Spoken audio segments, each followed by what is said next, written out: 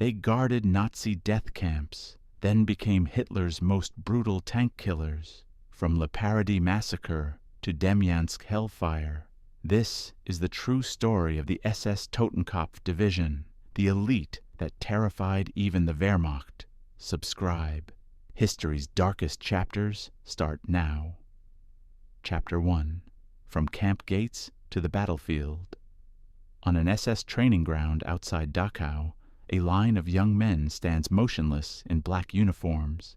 Their faces are expressionless, their collars marked not with rank, but with the skull. These are not ordinary soldiers. Before they ever touched a frontline rifle, they learned their trade inside the barbed wire of Nazi concentration camps.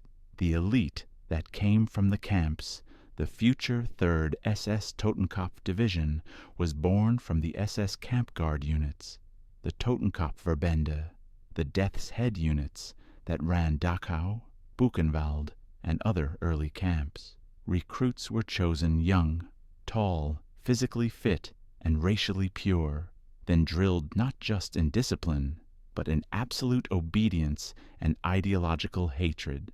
Their commander, Theodor Eicke, saw the camps as a training ground, a place to harden his men by exposing them daily to humiliation, beatings, and murder.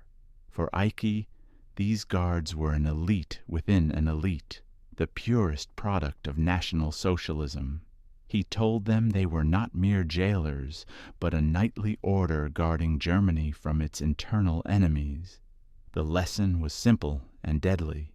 Pity was weakness, mercy was betrayal, and the enemy was not a fellow human being, but an object to be broken. From security units to a field division, by the late 1930s, Heinrich Himmler wanted his SS to become a rival army, loyal only to Hitler and untouched by traditional military values. The Death's Head units were central to that vision. Their skull insignia, officially adopted in 1936, tied them directly to the camp system and to the idea of a merciless struggle where no rules applied. When Germany invaded Poland in 1939, Totenkopf Guard regiments followed the Wehrmacht into the conquered territories. On paper, they were there for police and security duties, guarding supply lines, securing rear areas, maintaining order. In reality, they burned villages, terrorized civilians, and dealt with enemies of the Reich, using the same methods they had practiced in Dachau and Buchenwald. The experiment showed Berlin that these men could operate in a war zone with the same cold efficiency they had shown behind camp walls. After Poland, the regime took the next step. In late 1939-1940, Himmler and Eicke began forging a full motorized division from the camp guards, the 3rd SS Totenkopf Division. Thousands of men were reorganized into infantry regiments, artillery, and support units, giving the formation the outward shape of a regular army division. But its core remained the former camp staff. Their training mixed weapons drills with constant ideological lectures about race, Bolshevism, and the need for total ruthlessness. France, 1940. Proving ground Totenkopf's first major test came in the campaign in France in May-June 1940. Attached to German Armored Corps, the division was tasked with holding flanks, plugging gaps, and crushing isolated pockets of resistance as the spearheads drove towards the Channel. In its first battles near Cambrai and other northern towns, Totenkopf fought hard and took significant casualties, proving that former camp guards could function as a frontline combat formation. On the ground, the division's style was brutal and costly. Officers often drove their units forward with little regard for losses, expecting the same unquestioning obedience they had enforced in the camps. Within 10 days of heavy fighting in late May, Totenkopf suffered more than 1,000 casualties, over 10% of its strength, a price that reflected both courage and inexperience. Then the habits of the camp system surfaced in a way that could no longer be dismissed as normal battlefield violence. Near the village of Le Paradis, Totenkopf troops captured a group of British soldiers who had fought until they ran out of ammunition and then surrendered. Instead of taking them prisoner, SS men lined them up against a wall and machine-gunned them, finishing survivors with pistol shots. A few soldiers lived by playing dead. The rest were left in the dirt as the division moved on, reputation forged in blood and crime. By the end of the French campaign, Totenkopf had earned a dark reputation. To many in the Wehrmacht, it was a fanatical but reckless formation that wasted its own men and violated the basic rules of war. To Himmler and Eicke, it was proof of concept. The camp system could create a combat unit that would fight hard, ignore casualties, and show no mercy to the enemy. In the year that followed, while Europe waited for the next phase of the war, Eicke doubled down. The division was rebuilt, re-equipped, and subjected to even harsher ideological indoctrination, this time with a clear purpose: preparing the men for a war of annihilation in the East. Political commissars, Jews, partisans, all were presented as enemies to be destroyed, not opponents to be fought under any rules. When Totenkopf's trains finally rolled toward the Soviet border in the summer of 1941, the men on board were no longer just former guards from Dachau and Buchenwald. They were the sharpened tip of a system that had learned to mix modern tactics with camp-bred cruelty. France had shown what Totenkopf could do to surrendered soldiers. On the Eastern Front, the scale of that brutality was about to explode. Chapter 2. Elite within an elite. Fanatics in the flames of the East. Dust swirls as Totenkopf trains grind to a halt near the Soviet border in June 1941. SS men in skull-collared uniforms unload crates of ammunition, their eyes fixed ahead. Operation Barbarossa has begun, and these former camp guards are about to face an enemy unlike any they've known: the Red Army's endless manpower and fanatical defense. Theodor Eicke briefs his officers under a gray sky. This is no gentleman's war. Soviet commissars are to be shot on sight, partisans exterminated, no mercy for subhumans. The men who once patrolled Dachau's barbed wire now march toward forests and swamps where rules mean nothing.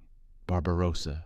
Blood in the Baltic forests. Attached to the 56th Panzer Corps, Totenkopf guards the flanks as German tanks race toward Leningrad. At Dogdaga and Opochka, KV-2 Soviet heavies shred their columns, killing hundreds in hours. Eicke himself takes shrapnel, temporarily out of action. The division breaches the Stalin line but loses nearly 10% of its strength. Green officers charge headlong, treating infantry like cannon fodder, just as they did prisoners in the camps. Replacements flood in: ethnic Germans, half-trained youths, even convicts. Eicke rages at their racial impurity and lack of zeal, rejecting hundreds and screening obsessively for SS purity. Yet the meat grinder continues. By Lake Ilmen, Totenkopf fights in mud and freezing rain, hacking through partisan ambushes and Red Army counterattacks. Demyansk, birth of the Fire Brigade. Winter 1941-42 traps much of Army Group North. Soviet forces encircle 100,000 Germans at Demyansk, including most of Totenkopf. Eicke refuses to yield. No retreat, no surrender. His men hold a shrinking pocket through 40° cold, eating horses and shooting stragglers. Casualties hit 8,000. Eike dies in a plane crash trying to escape the noose. A Luftwaffe airlift barely keeps them alive. Totenkopf emerges shattered but legendary. Dubbed the Reich's Fire Brigade, rushed to plug any Soviet breakthrough. Generals like Manstein now demand them, fanatics who fight when others break. The price? Division strength halved, officers gutted, but their reputation as unyielding killers solidifies. Paul Hauser takes command, rebuilding with camp conscripts and SS rejects. Training intensifies, live fire assaults, racial lectures, promises of final victory. The former guards evolve, no longer just brutes, but a hardened core that thrives on annihilation. Chapter 3. Kharkov and Kursk, Triumph and Breaking Point. Spring 1943. Totenkopf reloads near Kharkov. Fresh Panzer IVs rumble forward, their skulls gleaming. After Stalingrad's humiliation, Manstein calls them to counterstrike. Prove SS elitism or die trying. Kharkov counteroffensive. Peak of glory. Soviet marshals push too far after Uranus. Totenkopf slams into their flanks with 1st SS Leibstandarte, shredding tank columns in house-to-house infernos. They retake Kharkov block by block, burning villages and executing partisans in reprisal. Over 600 Soviet tanks destroyed. The Red Army reels, buying Hitler time for Citadel. New commander Georg Kepler drives them mercilessly. Totenkopf's Panzer Grenadiers, now battle-tested, outfight regular Wehrmacht units. Himmler medals flow. Propaganda calls them Knights of the Black Cloth. Casualties mount.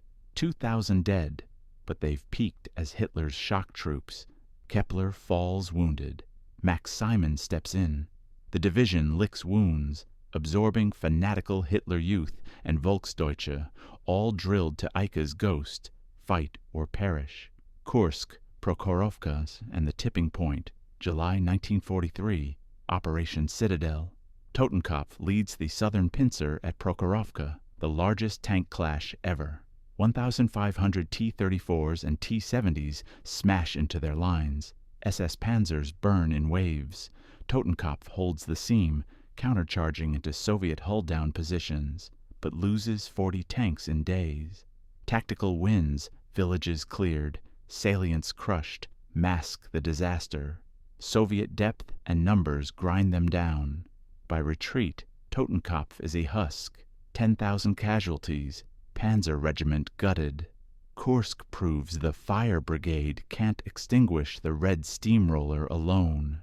Simon withdraws them fighting, covering retreats while torching supply dumps. The elite aura cracks. Replacements now include 17-year-olds and wounded veterans, their fanaticism stretched thin.